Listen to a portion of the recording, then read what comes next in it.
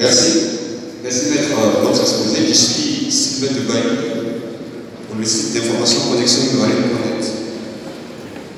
Alors, deux avocats que vous avez exposés, là-dedans, forcément, ma petite question que je voudrais poser, c'est de nous dire en français simple ce qu'on doit retenir à son temps en français simple, en 2 ou 3 mots. Que retient-on de ce dossier du plateau? Disons en français facile.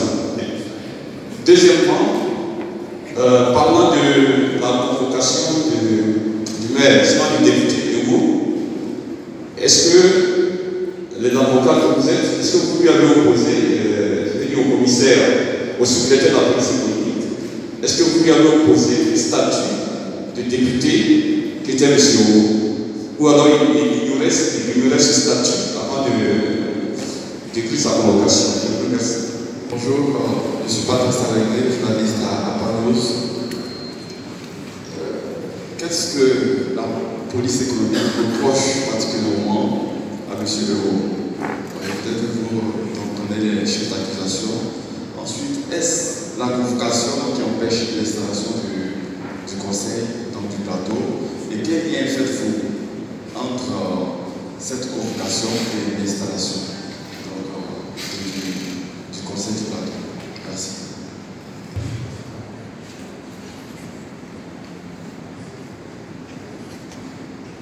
Je suis Omar Amadou, journaliste de la presse internationale, Média Diversity Institute.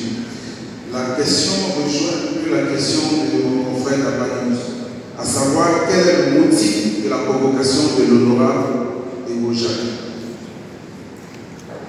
Alors la première question, c'est de M. Sylvain de Connexion Ivoirienne. Alors vous me demandez en français facile que retenir de la conférence de presse. Nous nous sommes dotés de lois dans la République de Côte d'Ivoire. Nous avons voté il y a quelques années la constitution de la 3e République. Nous avons des dispositions pertinentes de la constitution de la 3e République qui s'appliquent aux situations données. Et nous avons une situation particulière qui est celle de la protection qui est accordée aux parlementaires. Nous demandons tout simplement que les règles issues de la Constitution puissent être respectées par toutes les autorités investies et qui sont appelées à exercer une portion de pouvoir. Nous demandons simplement à la police économique et au-delà de la police économique de relire les dispositions de la Constitution sur les protections et les immunités qui sont accordées aux députés. Au-delà de cela, nous avons évoqué la loi relative aux collectivités territoriales. Dans cette loi, vous avez des dispositions que nous n'avons pas inventées. La loi date de 2012, ce sont des dispositions qui sont nouvelles, qui ont abrogé une ancienne loi qui existait depuis. Et donc, dans ces dispositions, il est bien spécifié qu'en cas de renouvellement des conseils municipaux et des conseils régionaux, il y a une procédure en vue de leur installation. Cette procédure n'a pas été respectée à ce jour et rien n'a été présenté à M. Hugo Jacques comme un motif sérieux qui pourrait faire obstacle à son installation qui soit allégué. Il faudrait que les dispositions de la loi soient appliquées. Nous demandons tout juste que la loi soit appliquée. Quelle que soit la personne qui en face, que ce soit M. Hugo Jacques, que ce soit Istou ou Beck, la loi est générale, elle est impersonnelle, il faut qu'elle s'applique à tout le monde dans les mêmes conditions. Alors, relativement à la convocation, vous demandez si la police savait le statut de M. Hugo Jacques ou si nous envisageons de lui présenter son statut, lui démontrer son statut. Je n'en sais rien. Je ne sais pas, à vrai dire, qu'est-ce qui motive la convocation en tant que telle, mais nous savons que Hugo Jacques, au plateau, n'est pas inconnu. Hugo Jacques Gabriel est connu en tant que tel comme député de la nation. Et donc, le statut sera rappelé. il sera appelé au directeur de la police économique si ce n'est déjà fait. Parce que nous lui avons adressé une lettre pour dire qui est M. Hérault Jacques, quelles sont les dispositions légales qui s'appliquent à son statut et quelles conséquences il faut en tirer. Donc la police doit être informée au moment où je vous parle, certainement elle doit être déjà informée de ce statut. Alors en fait, vous me demandez s'il y a un lien entre cette convocation et l'investiture de M. Hérault Jacques. Vous savez, là où nous sommes, maintenant, je ne sais quoi penser. Parce que les obstacles, il y en a eu. Depuis que M. Hérault Jacques a fait acte de candidature, à ça, il n'y a qu'obstacle sur son chemin. Et aujourd'hui, comme par enchantement, alors que le mandat des conseillers municipaux expire, c'est une plainte ou c'est une convocation qui lui est tendue pour qu'il vienne répondre des faits que Maître Nick avait à plus ou moins rappelé tout à l'heure. Si vous le voulez, on viendra sur l'analyse de cette plainte. Une plainte est déposée contre X et contre inconnu. Ou bien le X, c'est M. Jacques Gabriel aujourd'hui. Il n'a pas changé de nom, il est Jacques Gabriel, il n'est pas X. Alors, le lien qu'il pourrait y avoir, je ne sais pas, parce que la police ne nous dit rien. Le préfet d'Abidjan n'a rien dit à propos. Il n'a pas dit c'est en raison d'une plainte qui existe que l'installation ne se fait pas. C'était un blackout total. Chaque Hérault doit rester dans une situation d'incertitude alors que la loi lui offre d'être installé comme tout le monde. Comme toutes les listes qui ont été élues dans la commune, dans le district d'Abidjan, tout le monde est installé à l'exception de Jacques Gabriel. Il est bien gentil. Il est bien gentil et j'ai toujours dit c'est comme ça qu'il est. Moi je vais être un peu plus direct. Voilà, cette convocation-là, effectivement, est faite pour empêcher l'installation de M. Jacques Hérault Gabriel. C'est fait pour empêcher. Est-ce la bonne méthode? Ça, c'est une autre question. Sinon, comment pouvez-vous comprendre? Comment pouvez-vous saisir la logique d'une élection qui a lieu le 13 octobre 2018, confirmée par la Chambre administrative de la Cour suprême dans un arrêt daté du 23 novembre 2018, donc décision devenue définitive? Comment nous pouvons comprendre qu'une élection qui a lieu à Lakota, dans la commune de Lakota, précisément le 16 décembre, donc postérieurement à l'élection du plateau, M. Sami Beri est installé alors que son élection a eu lieu après celle du plateau, et au plateau, il n'y a pas d'installation. Je préfère être direct. On ne veut pas que M. Hérault Jacques Gabriel s'installe. Il faut qu'on arrête de tourner autour du pot.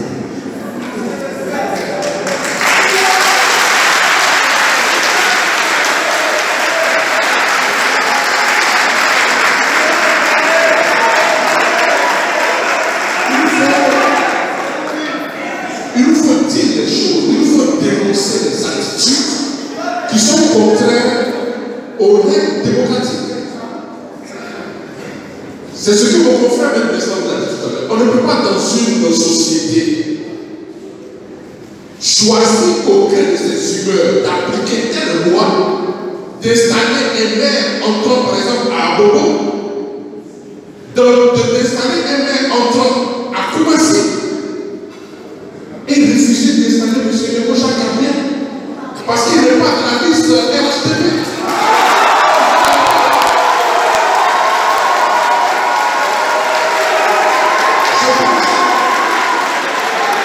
Je pense que force doit revenir à la loi. force doit revenir à la loi. Nous ne demandons pas d'aimer M. Théo Jacques.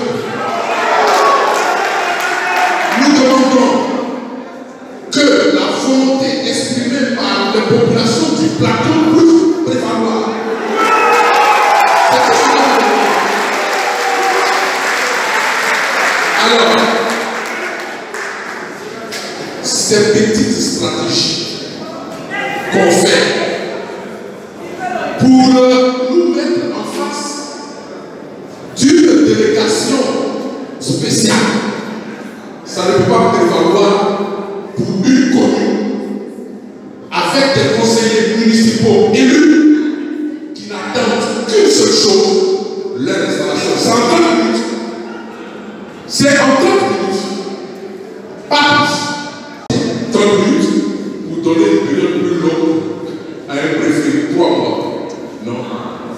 Libérer les voies du droit pour que la volonté exprimée dans les urnes puisse prévaloir.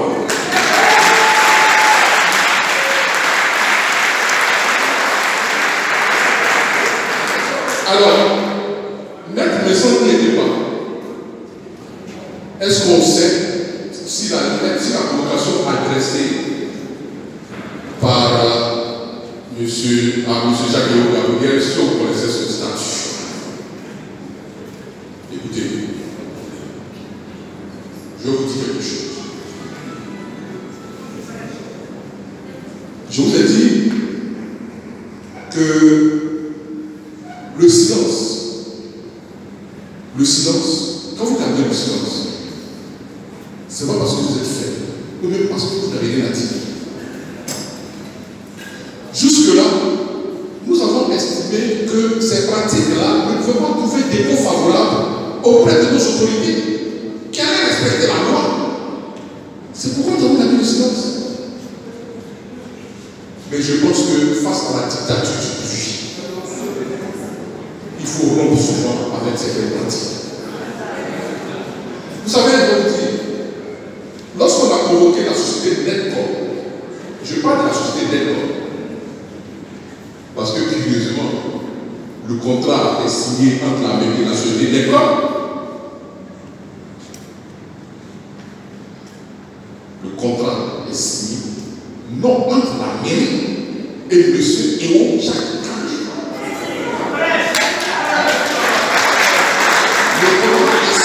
Entre la mairie et la société Netcom, SARL, qui n'est pas une société unipersonnelle. C'est une société qui a une personnalité juridique. Qu'on porte plainte contre ces sociétés. Que les responsabilités soient situées après l'accomplissement des formalités prévues par l'article 92 de la Constitution. Et qu'on évalue les responsabilités personnelles. Mais en respectant la société Netcom, et on convoque le moment, il y a quelque chose qui ne va pas.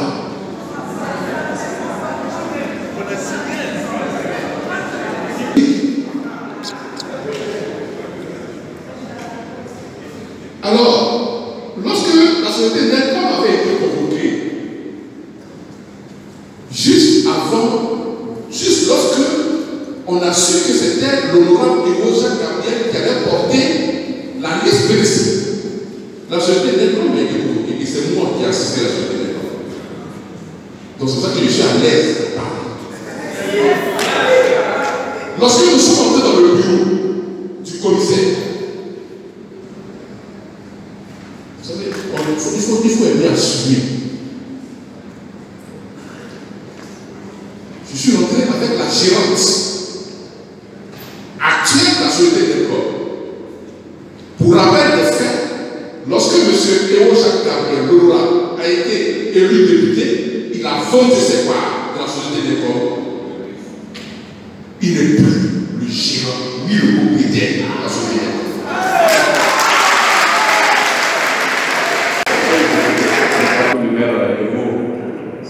Il y a également ce descendant qui vient dans la nuit du 12 décembre. Est-ce que, en tant qu'avocat, puisque c'est un fait qui, entre guillemets, on est peut-être à votre avis. Est-ce que vous avez enquêté là-dessus? Est-ce que vous avez une idée sur ce descente qui a eu lieu et qui constitue aussi un prétexte pour empêcher l'installation de M. Merci. Alors, M. Mamadou Kane, vous nous demandez de vous expliquer ce qu'est la délégation spéciale. Je vais vous donner lecture de l'article 43 de la loi. La loi 2012-1128 du 13 décembre 2012 portant organisation des collectivités territoriales. L'article 43 dispose: lorsqu'un conseil a été dissous ou suspendu, ou que son élection n'a pas eu lieu ou a été annulée, une délégation spéciale est nommée par l'autorité de tutelle dans les 15 jours qui suivent l'annulation, la dissolution, la suspension ou la constatation de l'impossibilité de l'élection.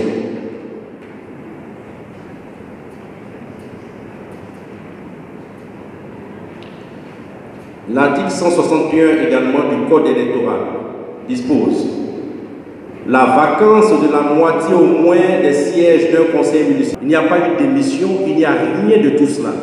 Donc nous sommes dans une hypothèse qui a été créée de tous pièces, comme il est dit, mais à la taille de l'honorable Owo pour empêcher son élection, tout simplement. Parce que depuis quelques jours, lorsque Maître Ndri le disait tout à l'heure, nous ne sommes pas restés les bras croisés parce que nous sommes des juristes. Et comme nous conseillons M. Hérault, nous avons écrit au ministre. Nous avons adressé copie de cette lettre au président de la République, aux chancelleries, au ministre de l'Intérieur, pour appeler leur attention sur le non-respect de la loi. À mon avis, tout le monde sait que la situation du plateau est une situation qui n'est pas normale. Et donc, nous avons appelé leur attention sur le respect de la loi. Dans des échanges qu'ils ont eus, on leur a dit: nous avons un arsenal juridique contre vous. Et donc, finalement, l'arsenal juridique dont ils parlaient, c'est ce que nous avons constaté le 31, mais qui est mal à propos, qui est mal indiqué et qui ne correspond pas à la situation de la commune du plateau. Donc, on ne peut pas venir créer une loi spécialement pour le plateau pour empêcher que le conseil qui a été élu par les populations du plateau à plus de 60% des voix soit mis de côté pour une délégation spéciale qui relève d'une administration, d'une